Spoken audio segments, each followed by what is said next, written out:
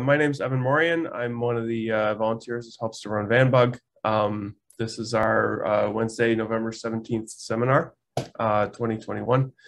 And I'm going to run through some announcements, and then I'll begin introducing our speakers. So the schedule today is the announcements. Then we'll have an introductory student talk from 11:05 to 11:20. And then the featured talk after that, and after the featured talk, there will be a Q&A. So the announcements for VanBug, we're actually going to be holding a lightning talks competition. This is happening Thursday, December 9th from 6 p.m. to 7:30 p.m. And there will be 3-minute lightning talks. The competition is open to undergraduates, masters, PhD students in BC. And there will be prizes. So we're going to announce more details about this via our mailing list and Twitter. And there's also a link here. I think Rhiannon is going to share the link in the chat as well. So if you want to just click it there. With that, I'm going to list our sponsors. So we are sponsored by the Graduate Studies Program in Bioinformatics from UBC and SFU. We are sponsored also by Genome BC, Ecoscope, Bioinformatics.ca, and the Canadian Bioinformatics Workshops. We are sponsored also by Abcelera, Langara College, Stem Cell Technologies, and we have affiliations with Monbug in Montreal, Torbug in Toronto, and ICSB. So now I will turn it over to our student speaker, who's coming to us from Will Sal's lab. Dahlia, I'll let you screen share now.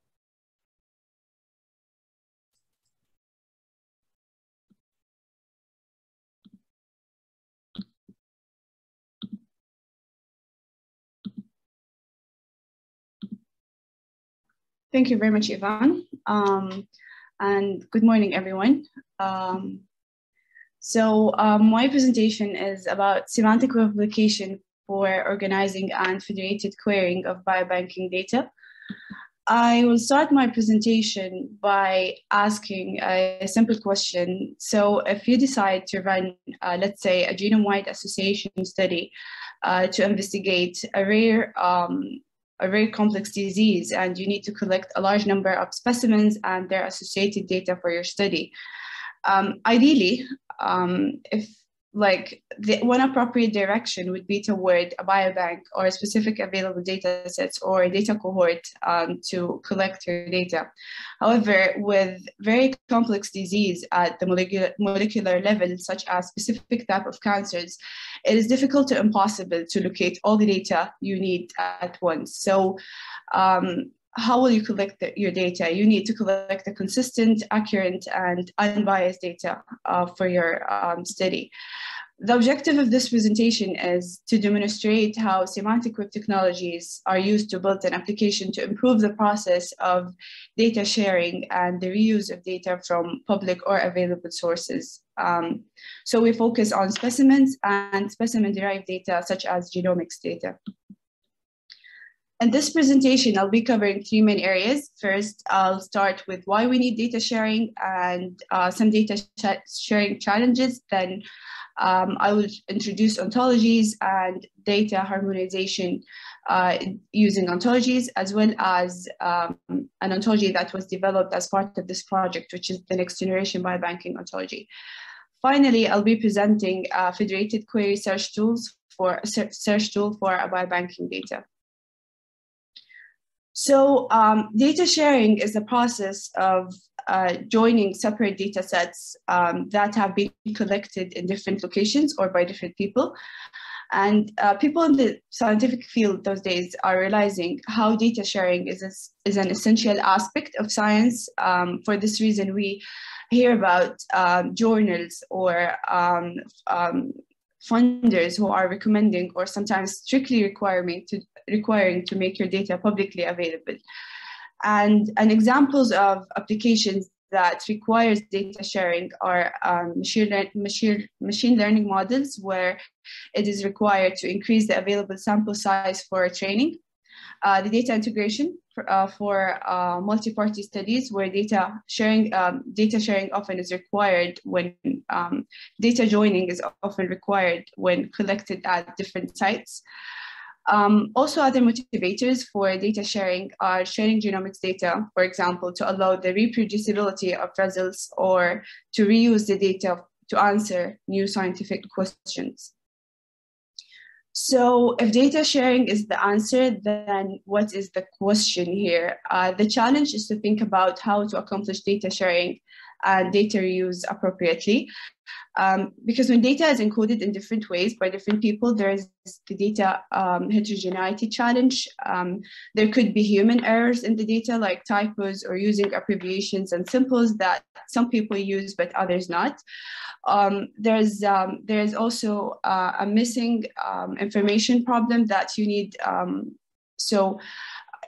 in order to answer your research question. So for example, specific data that the original data producer didn't report because it didn't matter to their research question, but you need it for your study. And then we have different possible entries or data fields and their semantics. So for example, what does heavy smoker mean? Is it a person who smokes 20 cigarettes per day, 25 cigarettes or more? Also, with data heterogeneity, there is the challenge of semantic ambiguity. Does, for instance, specimen source mean the anatomical location or the center that provide the specimen, or it means, the anatomical location where you collected the data from, or the institution that provided the specimen, like specific biobank. So this kind of data usually comes in unstructured free text. They're not a machine readable data, so it requires a lot of human intervention in order to integrate the data together. Also, there's a problem of the physical distribution of the data over multiple sites, making finding or discovering the data a more challenging task. A practical example on the hand is a bit far from biomedicine, but if you're traveling from Canada to the United Kingdom, for example, your laptop charger won't work in the UK because of different circuits. So you need a universal adapter in order to make your data work. Think of ontologies as a universal adapter for the data sets. Ontologies are defined as dictionaries of terms organized in a hierarchy. The terms themselves are organized in different categories. So for example, processes, information, or materials. If we think about terms as a building blocks, we can imagine the task of the ontology is to sort through the pile of blocks. It's easier to start building when you have this instead of this. Each concept in the ontology, or each concept or relation in the ontology has a unique identifier, which enables data integration across multiple databases, because the same identifiers can be used across multiple disconnected databases. As part of this project, we developed the next generation biobanking ontology, which includes a set of concepts in the biobanking domain that does not only focus on the terms describing the storing of the biospecimen themselves in a liquid nitrogen or freezer, but also we also included a digital assets metadata like omics metadata and omics data and their metadata. So when talking about sharing omics data, again, we don't just point to raw data that is generated by sequencers, but also we talk about sample metadata and lab methodology information because it is crucial for further analysis and interpreting the data. Every piece of information in the ontology takes a form of triple. Triple statement consists of subject and the relationship and object. And a set of RDF statements together forms a labeled directed graph, forming a graphical database later. To ensure a complete and consistent collection of the metadata, we included the reporting requirement for the College of American Pathologists and ISBER best practices for repositories. Each term and the relation, terms and the relationship between them and the ontology form a machine-readable syntax that can be used in an artificial intelligence reasoning procedures to ensure the consistency of the ontology. We use the developed ontology to annotate data from molecular and pathology clinical reports from a real use case examples. One advantage of using the ontology was it helped us to meet a FAIR principles for that data that we use. So FAIR guiding principles for scientific data management and stewardship are intended to provide the guidelines to improve the findability, accessibility, interoperability, and the usability of digital assets. So of course, if you are collecting a data, first you need to find it, you need to access it, and in order to reuse it, you need it to be interoperable at some level. Ontologies and semantic web technologies meet FAIR principles for different reasons, including, but not limited to, the unique identifiers, and also there's a unique identifiers and also rich metadata. So each term in the ontology has a minimum set of label definition identifier and term type. Each term in the ontology has a relation to related entities. So for example, here, an individual bioinformatics pipeline used to generate, let's say, a BAM file has a relation to its components like versions, appropriate command lines, flags, algorithms, and other softwares. Ontologies themselves are publicly available. They're meant to be accessible to everyone. And then the next generation biobanking ontology is an open access, and it's licensed under Apache license. So the second challenge of data sharing, other than the data harmonization, is the physical distribution of the data. And when dealing with healthcare data, it is, we can't always consider aggregating and storing the data in a single location because of patient safety and access regulations that has to be respected. Also, data owners has the right to update their data whenever they needed to. So to solve the data distribution challenge, we can use a extract, transfer, and load tool to copy all consumer data into single location constantly. And other than the privacy issue in this approach from a technical point of view, this option requires a heavyweight platforms that keep creating copies of the data all the time. And whenever there is a need to introduce new data sources or data fields, it requires a very complex processing methods. An alternative approach is to use a data federation. So data federation allows data to remain in its primary source until required for downstream needs. In this approach, your data will stay locally, but it will be queried remotely.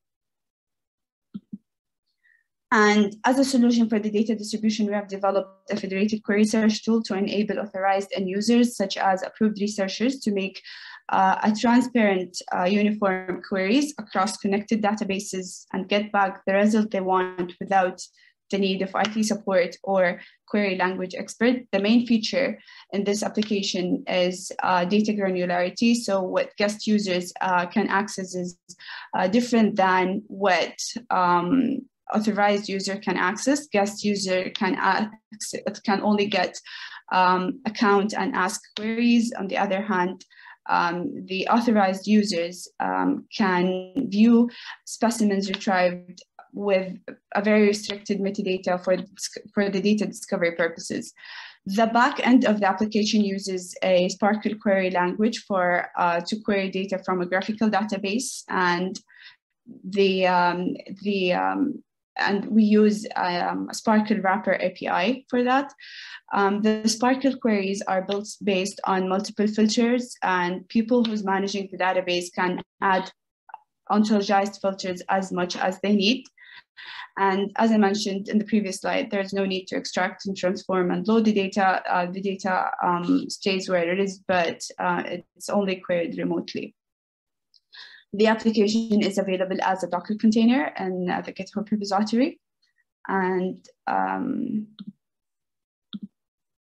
thank you very much for your attention. And I'd like to thank everyone in our lab who helped in this project, my supervisor and my funder, King Fahd Medical City. I'm happy to take any questions.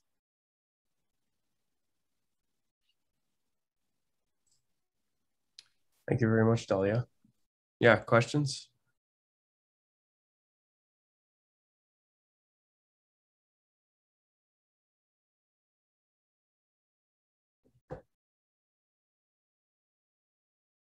Okay. Yeah, I enjoyed that. That was a really quite useful tool that you've developed. Thank you very much. So if there are no questions, then I will I'll introduce our speaker, our featured speaker, Jesse Gillis. I'll have to start sharing my screen. Here we are. Okay. So our featured speaker today is Jesse Gillis, who's coming to us from Cold Spring Harbor Laboratory. I used to work with Jesse in the Pavlidis lab, actually, when I was a master's student and he was doing his postdoc. I always remember Jesse's lab meetings were full of aha moments, usually for me, just really interesting lines of thinking, and I'm really looking forward to his talk. I'm also really interested specifically because, well, like exon activation, for example, was one of my favorite topics in sort of intro genetics when I was in undergrad. So this should be especially exciting to see the same sort of effects, stochastic effects in autosomes. Jesse, I'll leave it to you now. Kevin. Sure.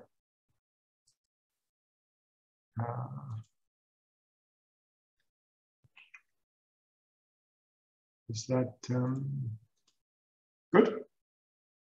Everyone can see? Looks good. Good. So it's nice to be back in Vancouver, even virtually. I hope everyone's okay, and I hear horror stories about flooding and things like that. But so yeah, I always enjoyed VanBug, and it's great to be back and talking with you all. So to make some degree of continuity between the previous talk and my own, you know, one of the things bioinformaticians have to think about a lot is whether they're straitjacketing the data in some way. So we have a rich, diverse world. We go out, we look at it, our eyes see lots of things. We record lots of things, and we build ontologies maybe. We have ways of standardizing the data. And then, you know, are we being Procrustean or not? Is this the right way of cataloging data? What biases are present in the data? And anyone who still remembers me from my days in Paul's lab will remember that as a fairly central focus of mine. And so I'm going to be talking about, this is the topic I'm talking about, but really what I'm talking about more generally is cell types and why cell types are the right way of thinking about biological data, and how we live in a wonderful era for that because we can now capture cell type data. And one of the great places to think about cell type and to read earlier literature on it is 70 to 80 years ago is in Waddington. And what Waddington was really thinking about is how can we reconcile developmental biology's view of what we see in phenotypes, which is starting out with, you know, single cell, and it divides and all sorts of different things happen, with our knowledge of kind of what's going on genetically, which is that there's a common genotype to whatever degree that's known.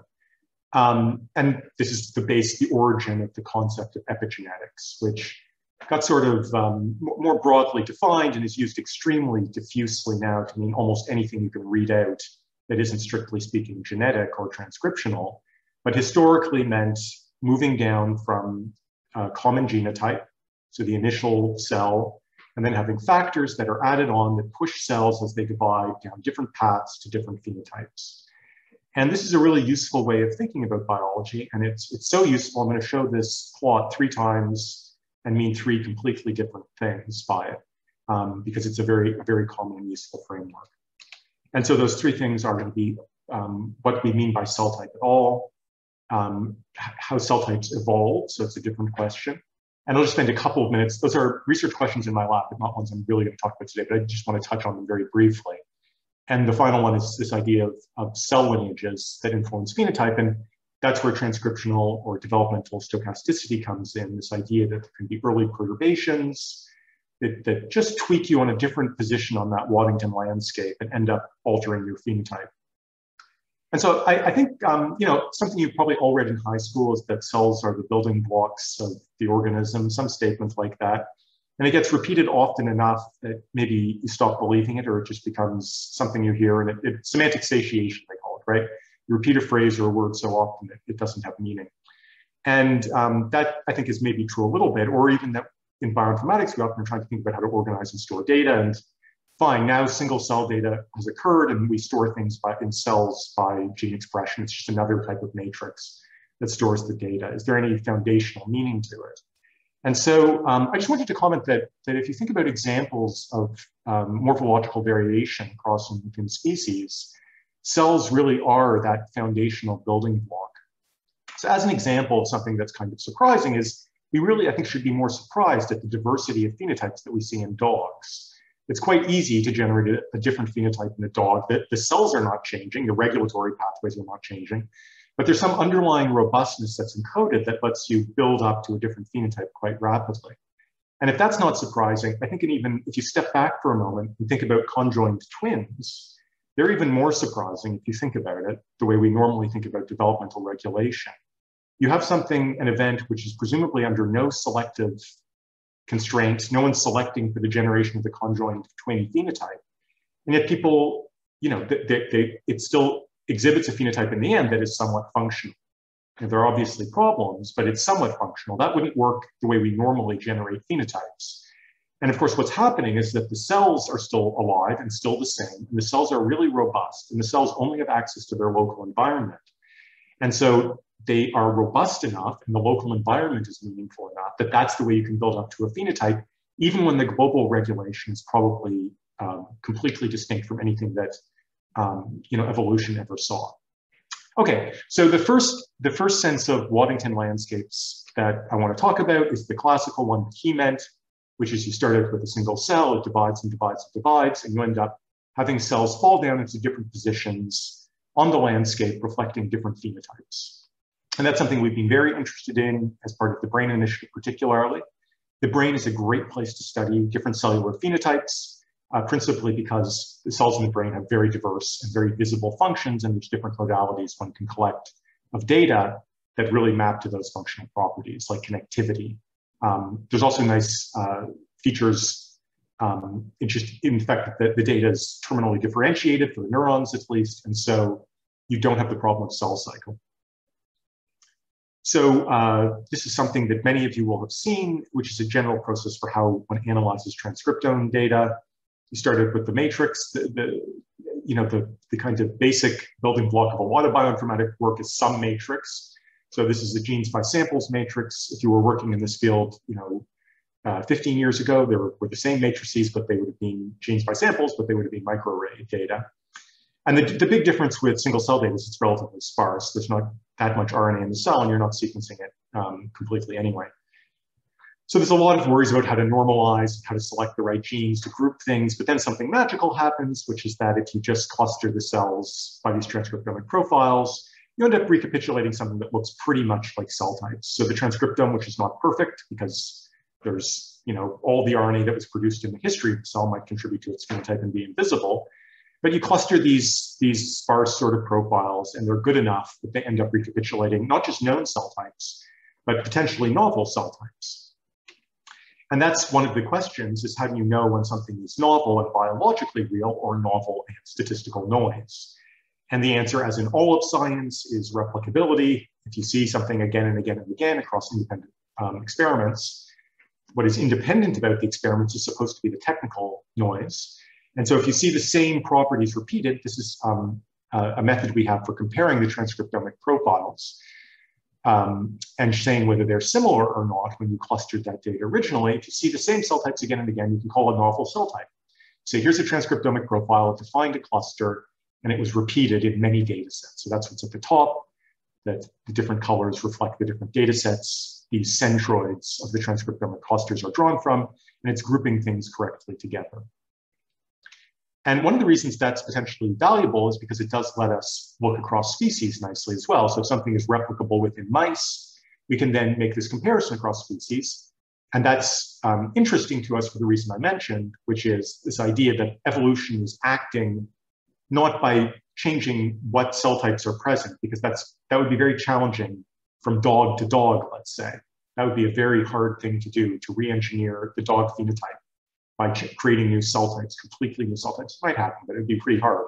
What's a lot easier is just changing minor little things about the local environment, and it's robust enough, like conjoined twins, that if you just cause a bit of expansion in some area, like in the brain too, you can end up with a functional phenotype that has a different property, like longer legs or a bigger body or whatever. And so this figure is the exact same analysis we did before, where we were looking for replicable cell types, but now it's across species, so across 5 primate species. And this is data from the Allen Institute. And everything that's not significant has been blanked out to be white. And what you're seeing is that there are these clusters that are just about perfectly replicable across species. So there are these core cell types that are pretty specific. This is in the brain, so this is quite specific cell types. It's not neurons versus non-neurons. It's chandelier cells or the like, and they're shared across the primates. And then what's remarkable is you can go down to even much more specific comparisons, and you get cell types that are not even previously identified, but are still visibly the same between species. And so that's where single cell data has taken us, which is it allows us to find these bottom positions in the Waddington landscape, and then make comparisons in an evolutionary framework, saying, are these positions the same across species? But we also have some interest in interpreting the actual process of evolution down the Waddington landscape. And so when I show this time, what I mean by this is something slightly different. So if you imagine here, rather than being the cell in development moving down the Waddington landscape, imagine that this is, let's go back really far and say it's the single cell progenitor of plants and animals. So plants and animals evolve multicellularity independently. So the most recent common ancestor is a single cell organism.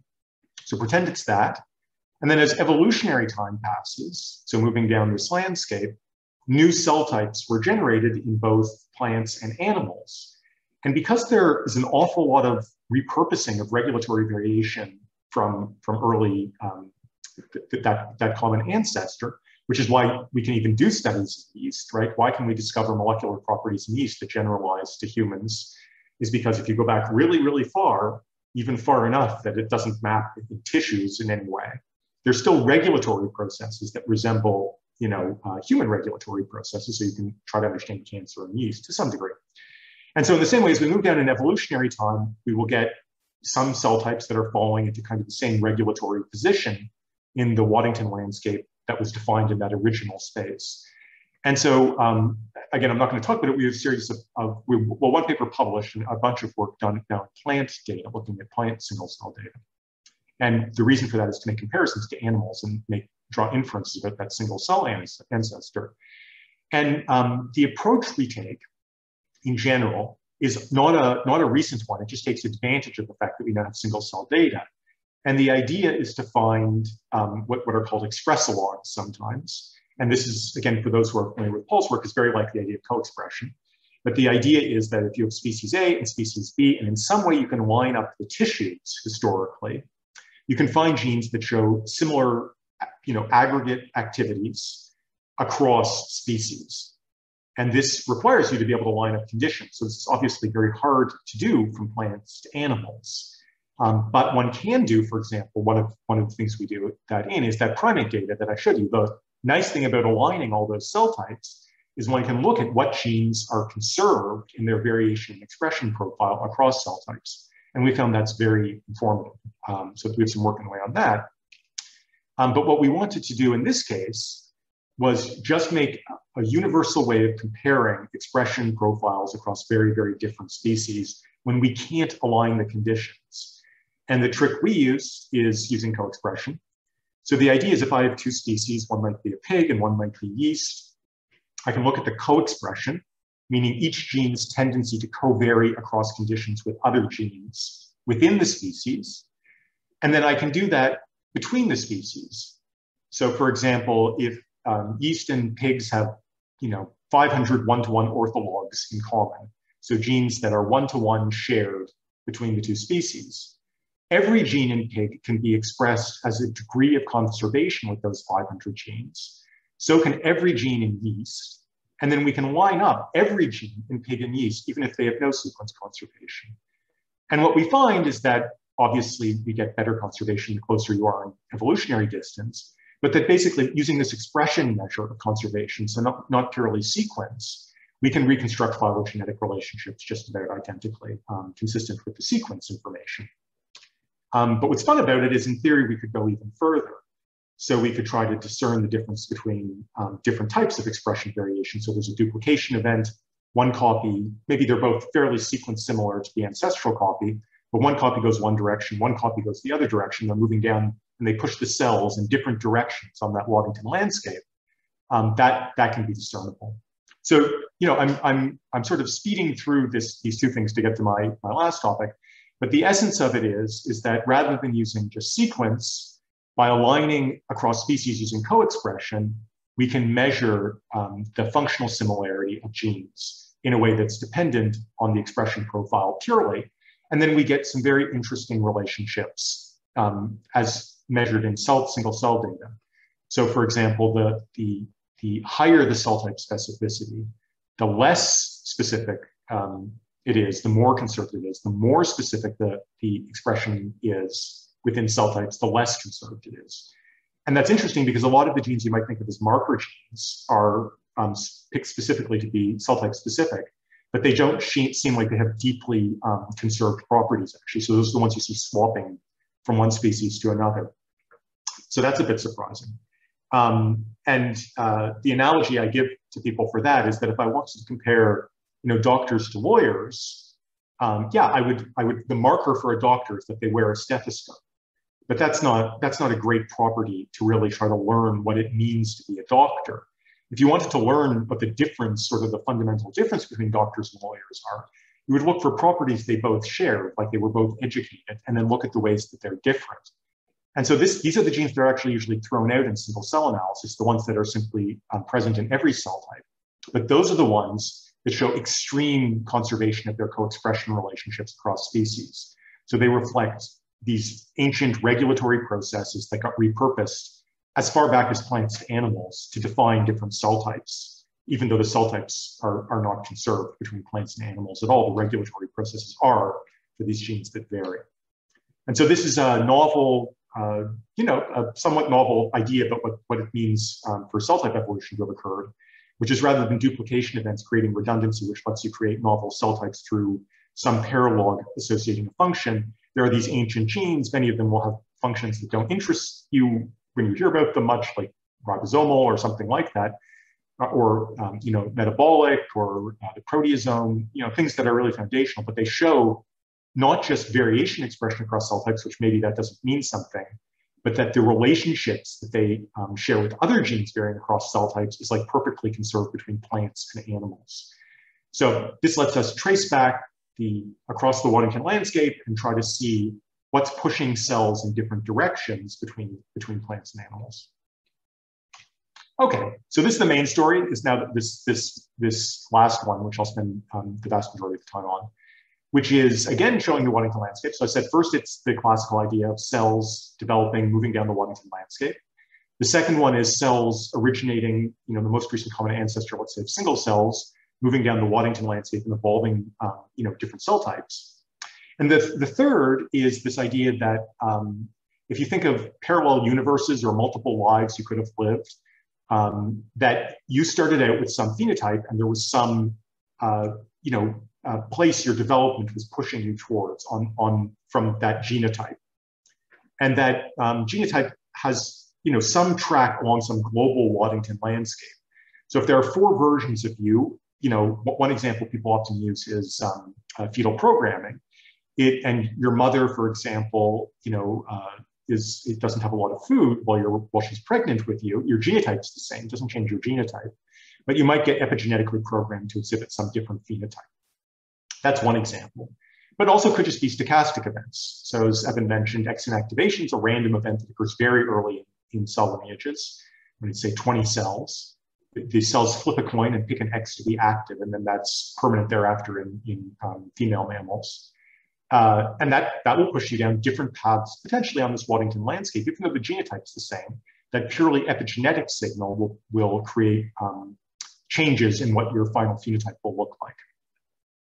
So that's what we want to look at, and I'll explain in a bit more detail why. There are some examples of this that you may be familiar with. One is that identical twins have different fingerprints. So that's an example of random events contributing to something that we think of as a permanent feature of phenotype, because we even use it to define the person, but it's stochastic, it's random in some way, so it ends up being unique to the person. Another, which is the original Mary Lyon paper that talks about exon activation, used this as an example, is calico cats. So the coloration pattern is X-linked. Because exon activation is a random early event, you can clone a calico cat, and they'll have a completely different coloration pattern.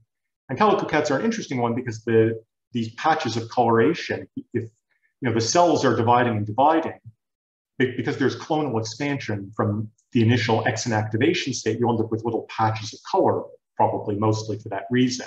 So that was originally one cell that flipped a coin, went for one color, one X, and then that cell set kept dividing and dividing, and you end up with a patch of color.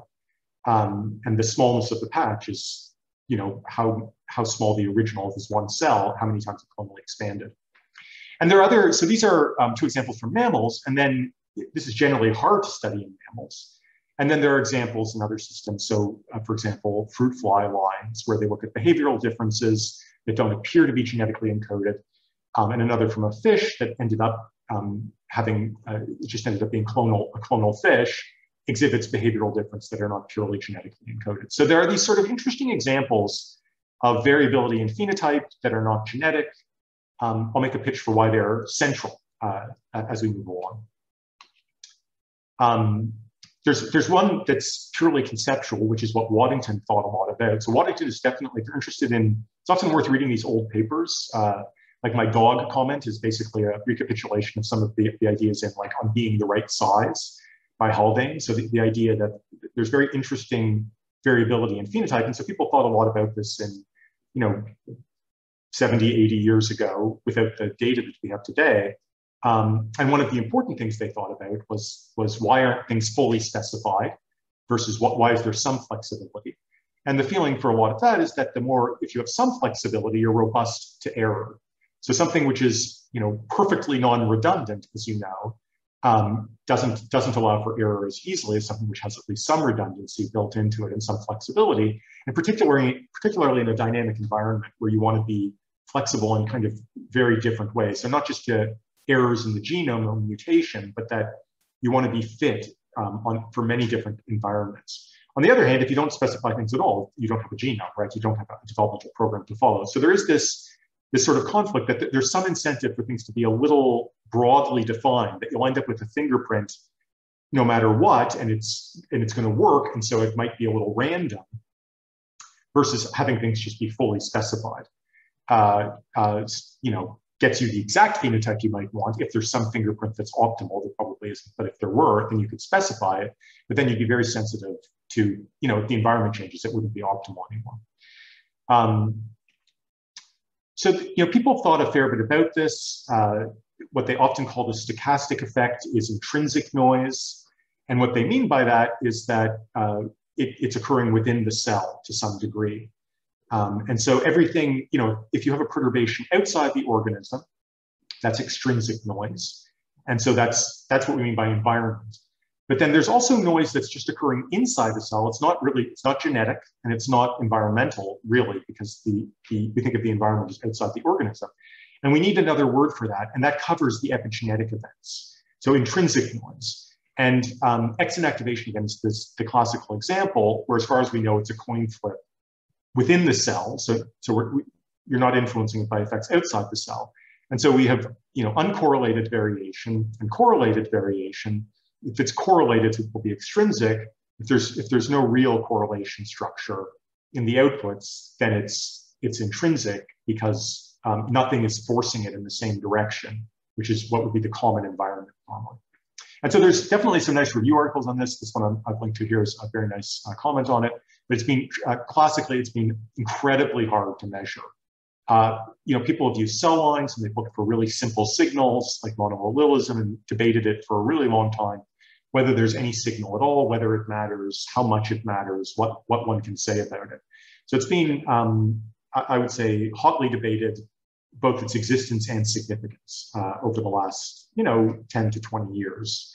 But it I think, matters in part because when we think about experiment design, we're thinking about generalizing across all sources of noise. And normally, this is the big problem in biology, is generalizing from, say, mouse to human.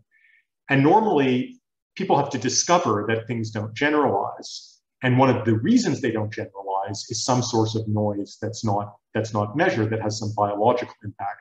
So this is just an example across, it's different types of conditions across different genetic backgrounds. And you can see that there's sort of an interesting structure for different genetic backgrounds. I don't know if you can see my cursor, but if you look at expression variability, sometimes the genetic background will induce just a ton of variability in the outcome of the experiment. Sometimes it will induce structured variability, which is more like extrinsic noise or some dependency on the genetic background. And sometimes there's no dependency at all. And so the sense of intrinsic noise is that exon activation, we know as an example, can have a huge impact on the phenotype of women and female mammals in general, because you're picking which X is active. So as a trivial example, if a woman is a carrier for color blindness, she could be anywhere from quite depleted for the ability to detect, to do well at a color blindness test, to not showing any significant effect at all, right? So there's this whole spectrum of phenotypes you can obtain, and that spectrum occurs because of intrinsic noise, and that's the sort of thing that isn't easy to measure in mouse experiments, even though they have a common genotype. I see. Thanks, Evan. Okie doke. And again, I'm talking about classical definitions for epigenetic, but there are these sort of modern definitions, which are more about just measuring a particular feature of modification of the genome. Methylation is one. You can do these experiments in humans because we have identical twins. You can't do it in most species other than inbred mice, which again have this other problem of not really being easy to measure how robust they are. And in identical twins, we see highly variable patterns between dizygotic, with more between monozygotic, which suggests that at least some of the intrinsic noise that can arise due to allelic differences is controlled in the monozygotic twins, or that there's a very large genetic influence potentially. But because it's hard to measure this, and because in humans the environment isn't controlled, this is again hard to pin down significantly for its biological impact versus just some noise that's occurred in the experiment. So I think historically this is still, even to the present day, still very, very hard to pin down. And even in human twins, it's hard to get the data. So most organisms don't have twinning at all. If you think about it, it's a very odd mechanism. So it's nice in that it controls genetics, but if the whole point of sexual reproduction is to randomize the genomes and give you nice variable output, identical twinning is a surprising thing to have happen, and it doesn't happen much outside of humans. So humans actually are unusual in having identical twinning at all, but then really have it very, very rarely. And the age effect you're seeing here is that, yeah, it's due to fertility drugs that a lot of twinning occurs. And so, which is already something that makes one question its generalizability. Human twins are going to have different features from the rest of the population in some ways. And so what we'd really like to do is have a system to study, identical genomes and look and control the environment, unlike humans. And also have it be kind of some natural sort of system where there's no, we don't have to externally stimulate it or inbreed it like mice to generate identical genomes. And then we can study the effect of noise more directly, because a lot of the environment is controlled. Normally we think of, GXE effects. There's genotype and there's environment. And in a model system where you control both, you would then be able to look at the remainder, which is the noise. And that's enter the armadillo. So armadillos are cool to me, because they produce, the species I'm looking at produces as its litter monozygotic quadruplets. So it produces naturally sets of offspring that are genetically identical and outbred. They're just, wild armadillos do this, so you don't have any inbreeding effects. And every litter is almost, you can think of it as a new outbred strain of mouse that also has genetic replicants. And that's potentially powerful because you can control the environment and you can control the genotype, and then look at variability in expression, let's say, as an endophenotype. And so this is a picture of our litter of, let's say, monozygotic quadruplets earlier in their life. They are mammals, again, for those who doubt it when you look at them. And so they have exon activation, for example, the same way we do. But they're just about the most distant species that have the same mechanism for that. So as you get further and further away, it stops being the same epigenetic mechanism. And one of the reasons I like armadillos is that they made, identical twinning, if you think of it, is kind of hard to pin down.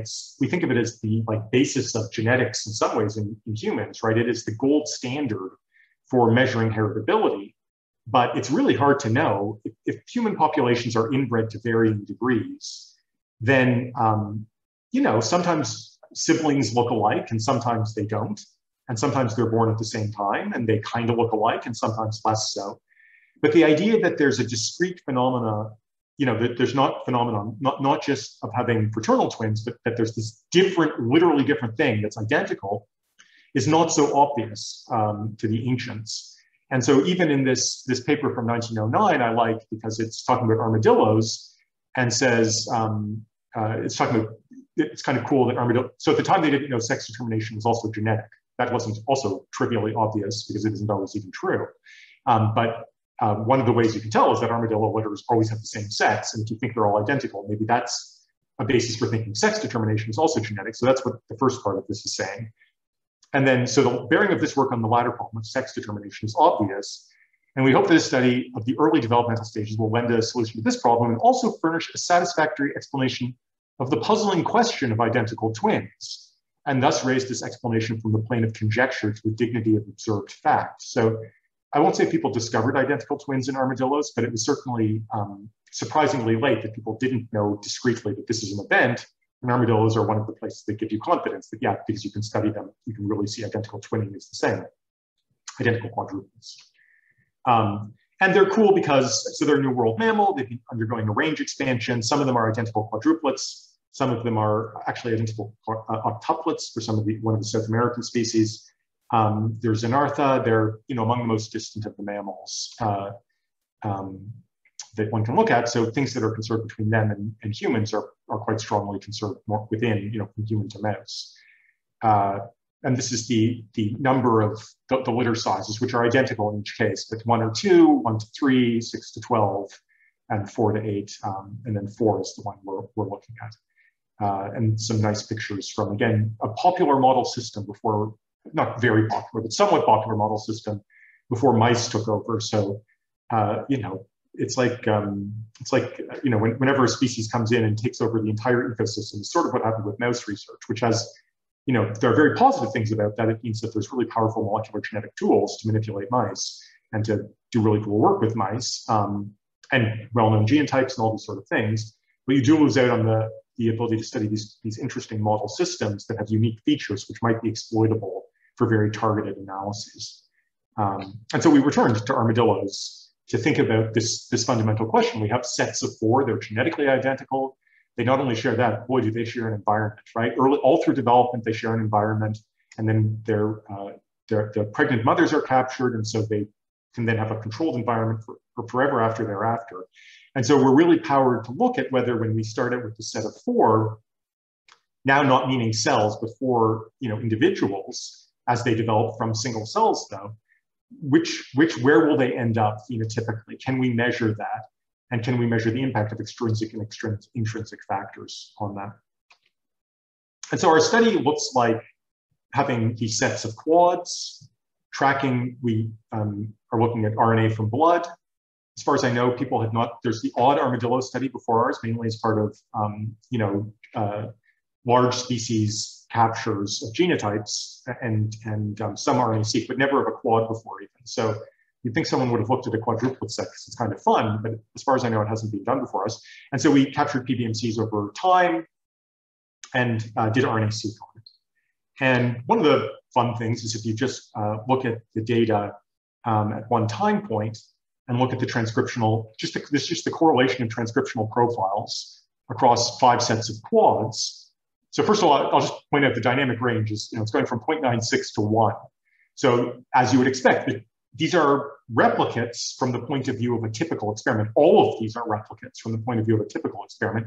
There's genotypic differences, but normally in human data, you don't care about that much. So that's why it's minimum value 0.96. So that's what you would expect. Transcriptomic profiles really are similar. But then it's very obvious, the quads are very obvious, right? So these sets of 4 are the quadruplet sets, and we specifically mixed them up by batch so that it's not confounded with that. And you can see the quadruplet sets very, very clearly. And so that's saying that that's the aggregate impact of all genetic variation on transcription is adding up to the quadruplet sets being more similar, probably because the environment is just about perfectly controlled. And then actually what we're interested in this study, I want to highlight, is very, very subtle, because what we're talking about is not the difference between these dark red blocks and the lighter blocks outside, but is the difference between one armadillo and the next within these red blocks. So we're talking about correlations that probably average, above 0.98. We're saying, is there any signal to be discerned then that's instructive about the different paths one can take in early development to different phenotypes? Does it matter at all, or is it just all, if we discover there's no signal at all, that's fine from our point of view. It means, wow, it really is not that flexible. If we discover that there's important flexibility that's developmentally important, meaning it specifies functionally distinct phenotypes, that's interesting. If we discover it's just noise and that noise might map to some other important features of disease, that would be interesting too. So we're kind of happy with any answer, but it is a very, very subtle signal we're going to have to find because the armadillos do look quite alike. And this is just the distributions that I was talking about. So this is across all, or the cross quadruplet set, and it's all above-ish, 0.96, and averaging, almost 0.98. And then this other set that's averaging 0.99, so the within quad sets, and has a minimum value, maybe 0.98. So these are, by the typical standards of what a replicate is in an experiment, this is pretty good across the entire set. I would say, sometimes people have as low as 0.9 something, and they think it's not that bad.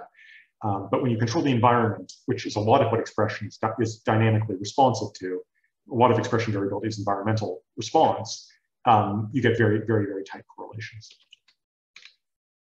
And we want to do at least briefly, so there's a whole bunch of work that's ongoing trying to relate this to humans, extending our work to humans, but just very briefly, we did want to show that at least in basic terms, as mammals, they're showing kind of similar response. So we looked at the genes that are highly variable and in a way that's cross-quad predictable. And if you invert that list, you get a predictor that's not bad for human housekeeping genes. So the stuff that varies very easily within a quad, and that's cross-quad predictable, which it mostly is. So there's some variability within quads that's predictable across quads. That too is a predictor in the reverse of genes that are not variable in humans from human housekeeping genes. So, there's some overlap in the genes that are varying and the genes that are similar between both within the armadillo set, but also extending to human data. Okay, so this is another view of the Waddington landscape in a different way. This is just the cell divisions that it's moving along. And here what is being shown is different epigenetic events that could be occurring, pushing you down different Waddington landscapes.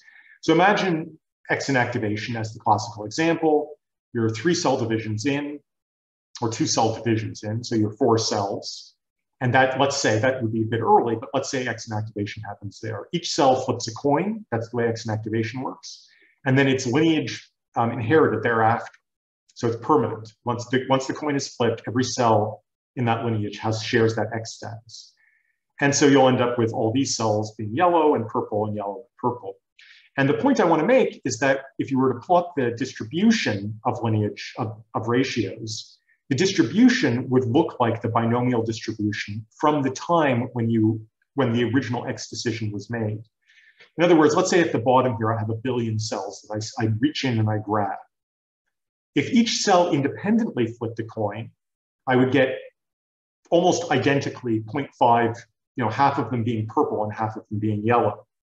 Because the coin, though, is actually flipped when it's 4 cells, I have a not bad probability that they all just end up yellow.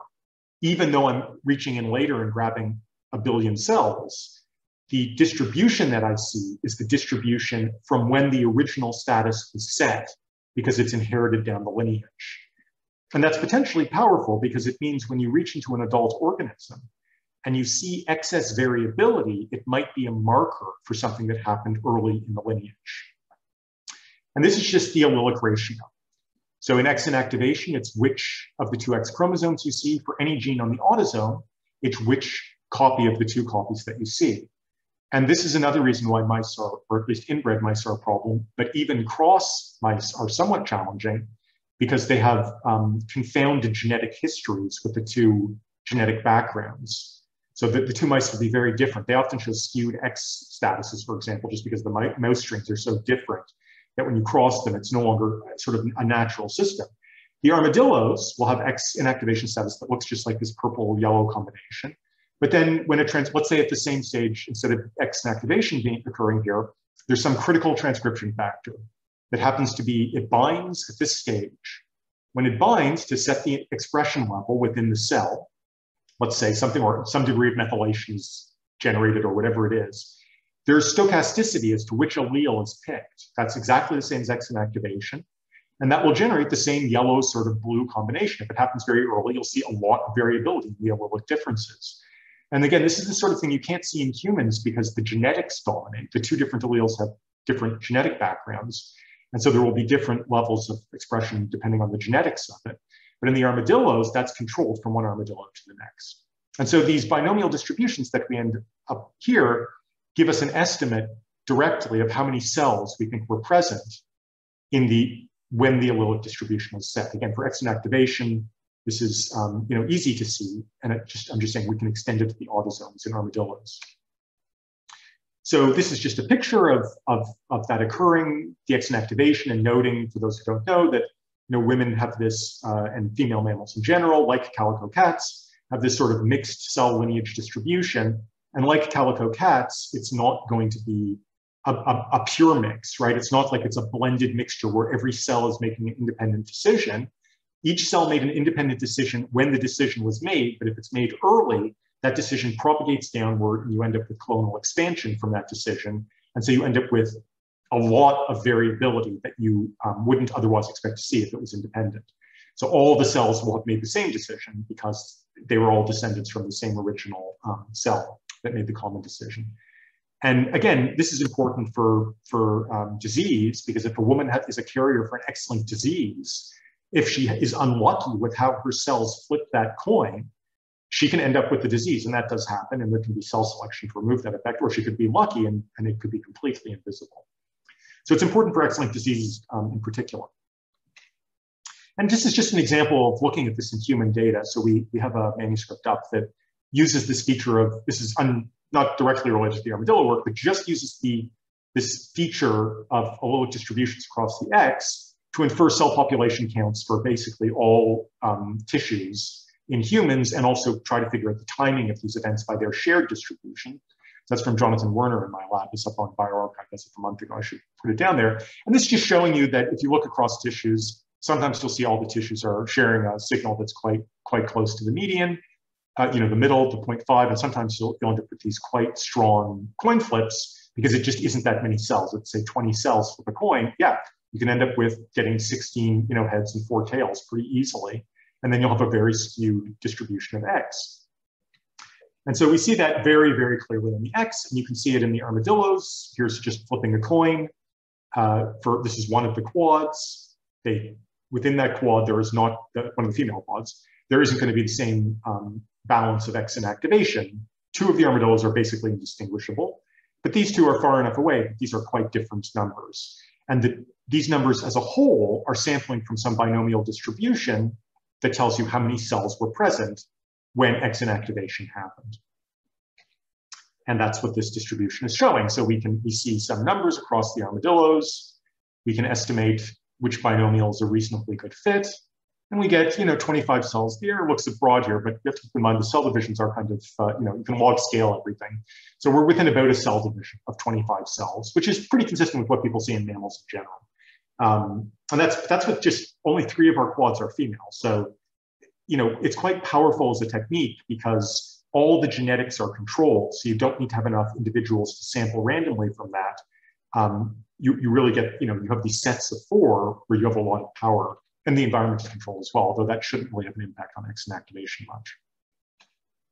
So now we want to do the same thing for autosomes. So if we can measure the number of cells that went into X inactivation, can we do the same thing with autosomal signatures?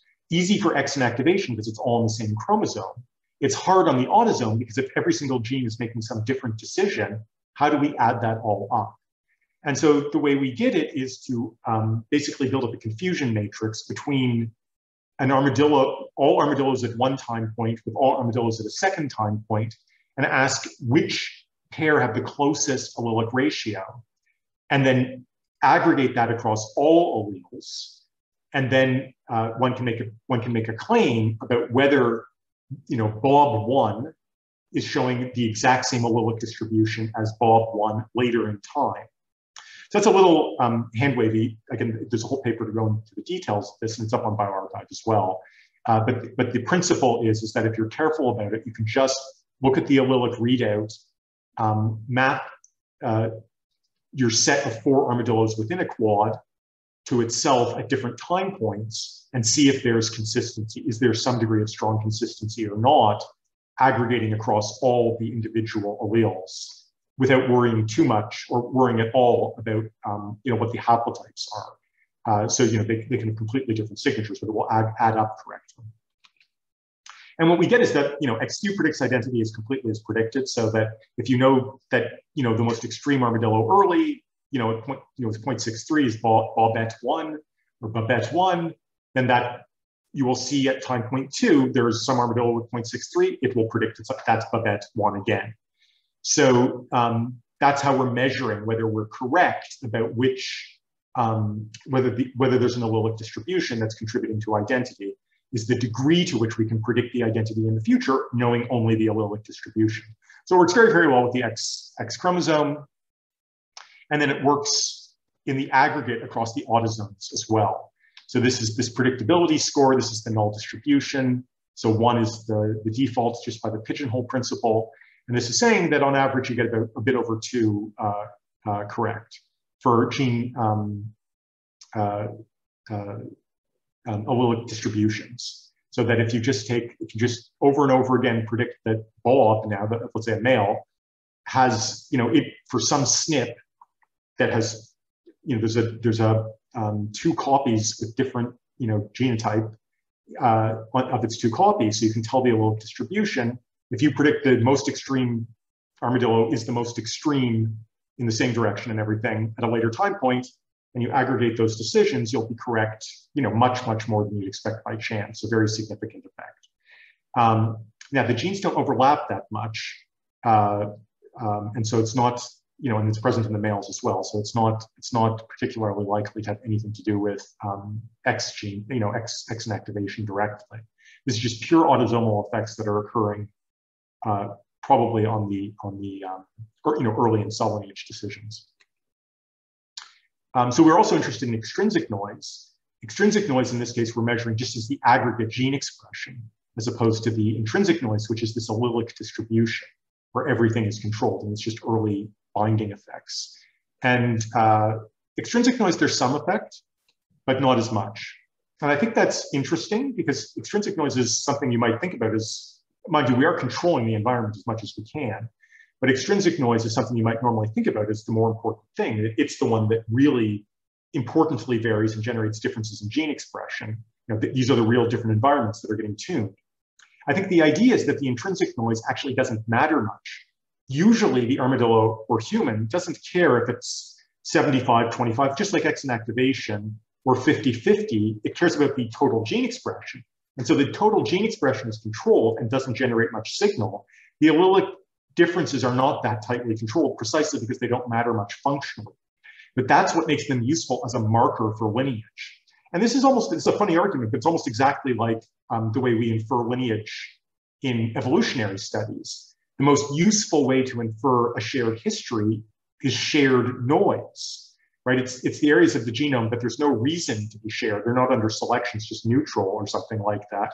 But they show, they're identical back in time. There's no reason for that other than the fact that there's or they're identical up to the point of whatever you're neutral for, the different coding sequences that could generate the same output.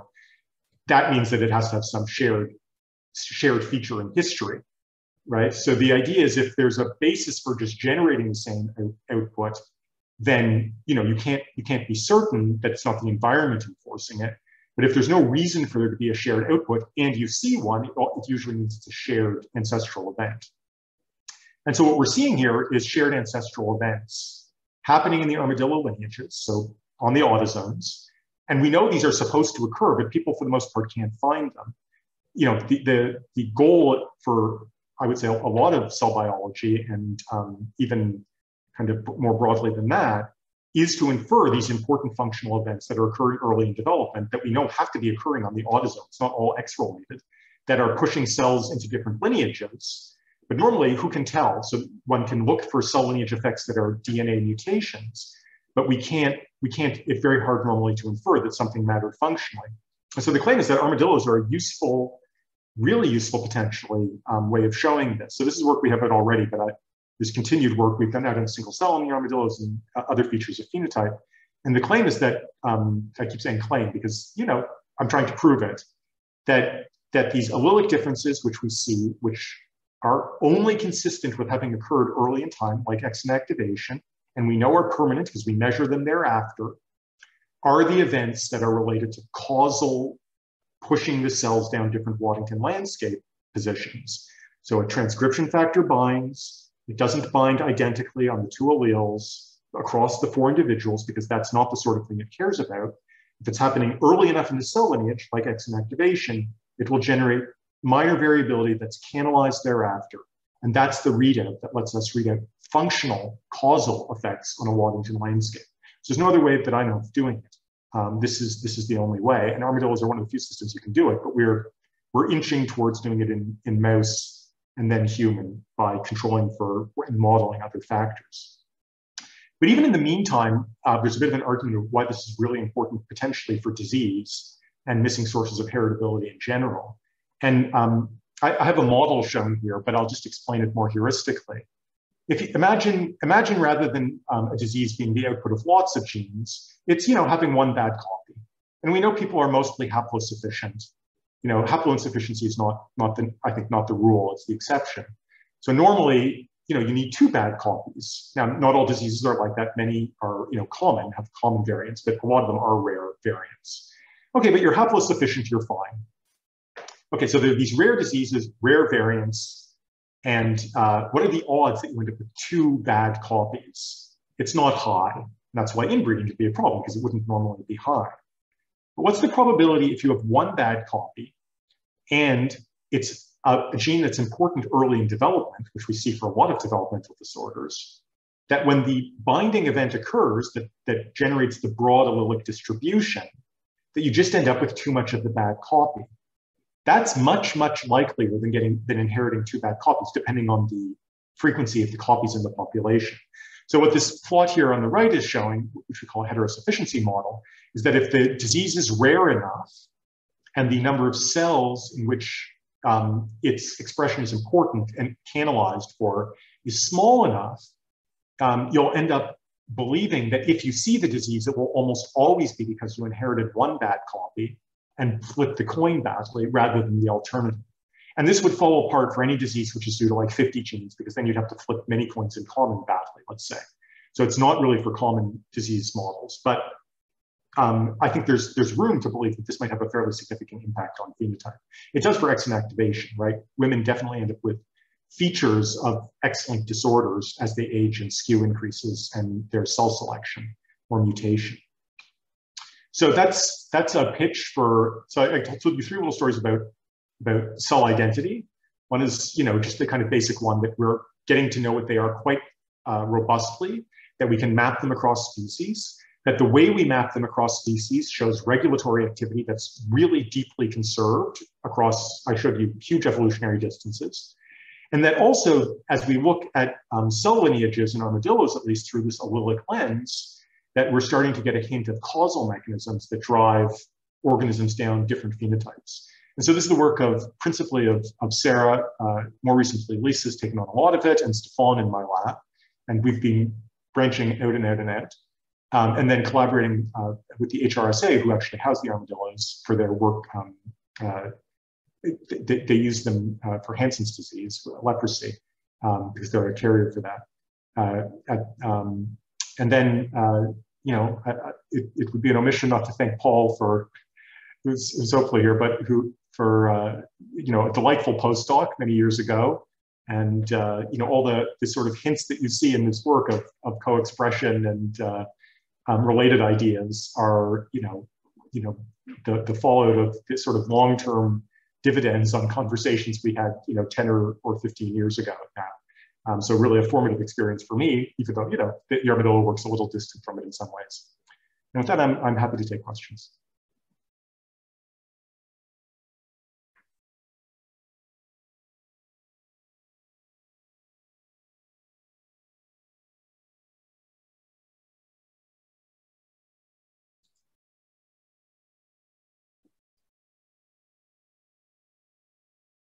If you're shy, you can put it in Steve, chat. it looks like you're trying to ask a question, but you're muted. Oh, hi. I was just applauding, but I can also ask a question now that I've been called out. This is I think this is really amazing. There's a couple of questions I have, naive questions though, on the assumptions on which the hypothesis rests, right. And which is like, to what extent do you know that there is differential regulation across alleles for genes, yep, such that this would be a factor, and to what extent is it known that that differential regulation is canalized, irreversible, so that it would yes. be a problem? So in humans, that's the dominant effect. There's enough differential regulation of the alleles that when you do an EQTL model, where do you stick something that's heterozygous? It's part of the model that the differential, something with one copy of one and one of the other sits in between the two homozygous cases. In the armadillos, what's cool about the armadillos is the genetic effect is controlled. All 4 armadillos have the 2 copies. So to the extent that there's permanent different, let's say as an example, you have copy A and copy B, right? You allele A, allele B. Let's say allele B is twice as expressed, right? As allele A normally, like that's the cis regulatory logic of it, that allele B is twice as expressed. In a human model, an EQTL model, you would see, the 2 A's, the AB and the BB, and you would have a nice linear expression model, and that's how you learn EQTLs. In the armadillos, absolutely, there's an allelic distribution. It is not like X inactivation. So the model is not that it's a coin flip of 0.5. There's a mean value. It's the variability around that shared mean value that's powerful. And that's why we've done some work trying to look at this in mouse crosses normally, and it's quite challenging because the shared genetic background generates like quite wacky allelic distributions that are confounded with like all sorts of other effects. But in the armadillos, things are kind of robust. Yeah, but the mean value is not centered. So for X inactivation, it's a coin flip. I may have talked about it that way. It isn't for the autosomes, 100%. And the non-centeredness at 0.5 is the dominant effect. right? So the main effect is the fact that genetically the two alleles are somewhat different, but variance in that distribution is what tells you. And what actually is cool is that the only effects, or not only, but very, very significantly, it's the effects that are variable that are conserved over time. And that's because they're occurring early in development to generate that variability. So it was supposed to be, two Bs to one A. One armadillo gets one B to one A, one gets three Bs to two As, something like that. So if you look at one time point for a broad distribution, those are the distributions that, because it was a binding event that occurred early in development, it's canalized, they're fixed over time. And so that's the link that absolutely, we're assuming the early binding events are regulatory activities that are then permanently canalized. It's the stochasticity of surprise when it's canalized. Right, because I know there's lots of examples of gene compensation, so that, if a gene isn't doing its job properly, the other one will be upregulated. And absolutely. But that's the reason why it's the allelic distribution, I think, and not the expression level. That the expression, by the way, the genes that show an expression level signature for identity are completely non-overlapping with the allelic. So the average expression level that the cell needs to hit, these are critical probably factors. It's hitting it, it's getting it identically. How much exactly that's split between the two copies? It's the perfect controlled experiment, right? It's within a cell, the environment is shared, and there's just a bit of imbalance in how the binding occurs. There's no need for compensation. There's no effect on gene expression. There's no effect on function. The two alleles have, because these are outbred, it's not like mice where there's dramatic differences in like the function of the two genotypes. The gene is fine. There's nothing going wrong. If it was a disease gene, it might be different. But it's not like there's some loss of function variant on one allele. So as far as the armadillo is concerned, who cares, right? It's completely healthy. Nothing happens. And I agree, actually, it's a really interesting question. What genes are co-expressed? This is the way we hope to extend the model. The genes with the allelic distribution are the causal ones. The things that show co-expression, which could be compensatory or otherwise, are linked, I think, to the ones that are showing these causal effects. But that will actually be not because of the allelic variance. It would be change in the expression level in the target genes. So it's fun in the sense that, it's unusual in the sense that the lack of functional impact is kind of what's valuable about the allelic imbalance.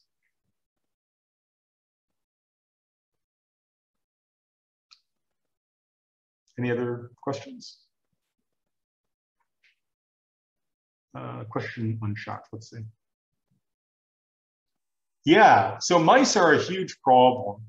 So, okay, so if you think about mice, there's something very funny about mice. So you breed, sure, it initially is kind of drift, right? Like it's not like, with one mouse strain you've selected for them to be giants and one you've selected to be small. But they were inbred and that generated some disruption, let's say. And just as we just heard, that type of disruption generates all sorts of regulatory compensatory activities across the genome. And so the different mouse strains have, like, I'm claiming, this is my belief as to why it's sort of trouble. You get huge allelic differences all over the place, sometimes like 0 to something expressed, because the genotypes are completely different. But then you also can't trace how much of it is trans-regulatory. Like, I want things, in answer to the most recent question, it was quite important to me that it was all cis-regulatory, right? That if the average expression level adds up to the same thing, the background genotype is the same on average in its aggregate impact for the armadillos, because those genotypes came from the same environment. It's not like one came from, one location and one came from a completely different location and they bred. With the mice, the whole genotype has like a confounded history that has generated these sort of compensatory activities that mean when you see an allelic distribution difference and other extreme signals elsewhere, they're often, I think, because it's not functional, not because it's like some early stochastic effect.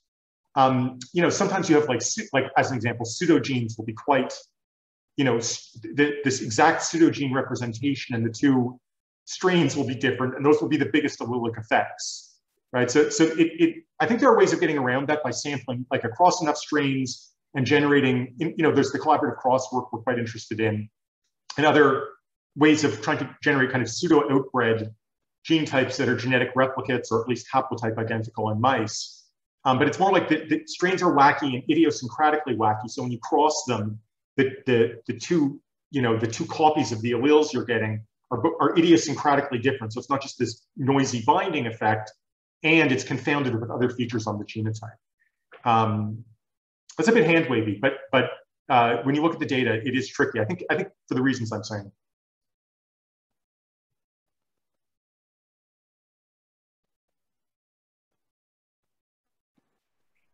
Hi, Jesse, it's Paul. Hi, Paul. Great talk. The part about at the end about haploinsufficiency went by a bit quick. I was just wondering if you could kind of go back over that a little bit.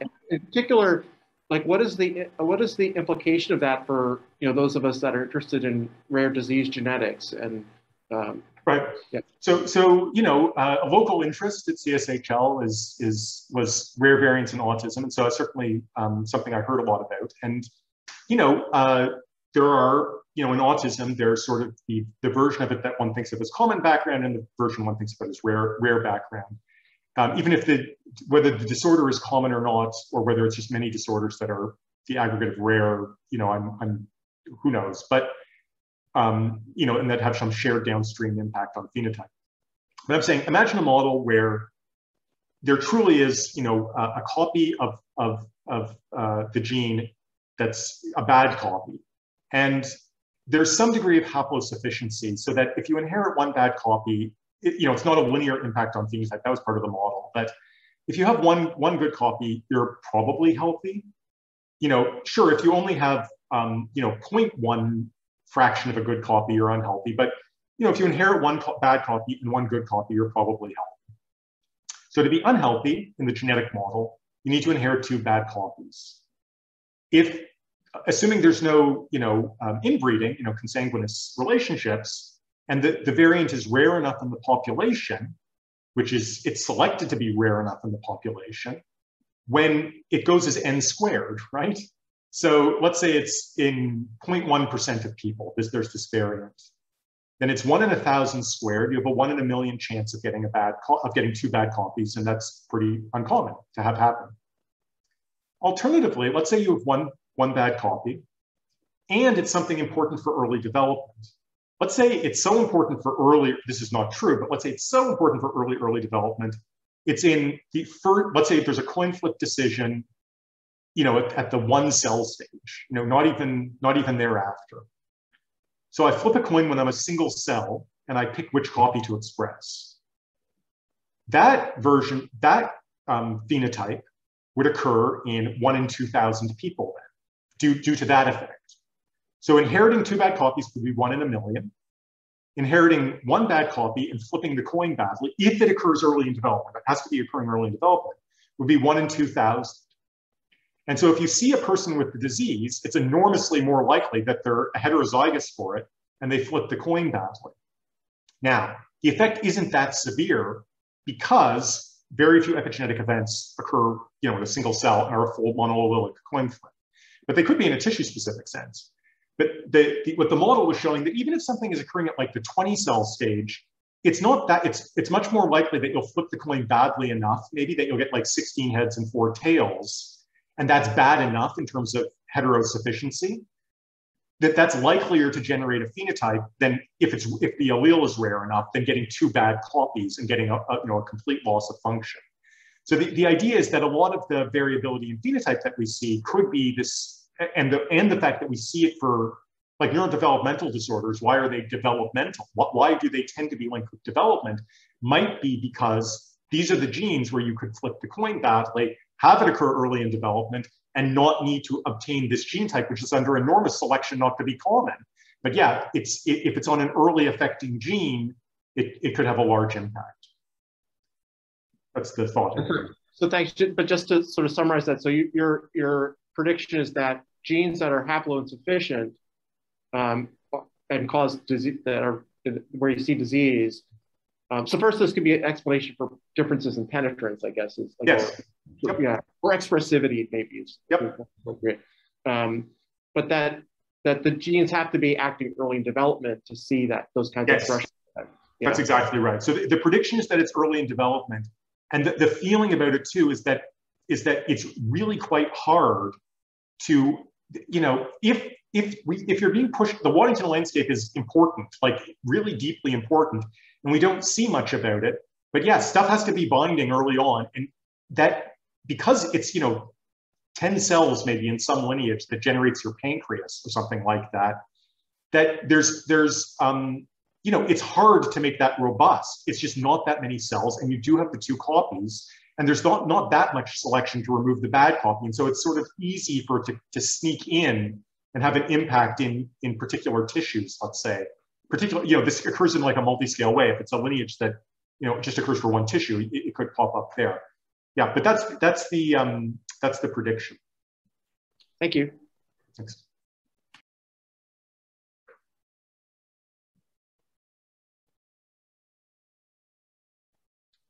Well, I'll note in the spare moment that, so I didn't mention, you know, Paul knows this, but I don't think anyone else in this room, but I am moving my lab from CSHL to the University of Toronto. So I'm returning back home to Canada, which is nice, in the physiology department and Donnelly Center, which, you know, like many of us, you know, COVID made me reevaluate things or whatever, but it's a very nice position. And certainly anyone interested in these ideas, you know, there will be positions in my lab. So as always, you know, there's a recruitment message to this talk. Thank you very much, Jesse. That's good. That's great news. If there are no more questions, I suppose I'll thank Jesse for joining us. This was really some very cool stuff. I'm sort of, my mind is kind of racing around it. So thank you all for coming. I don't think there are any other questions. Have a great day, everyone.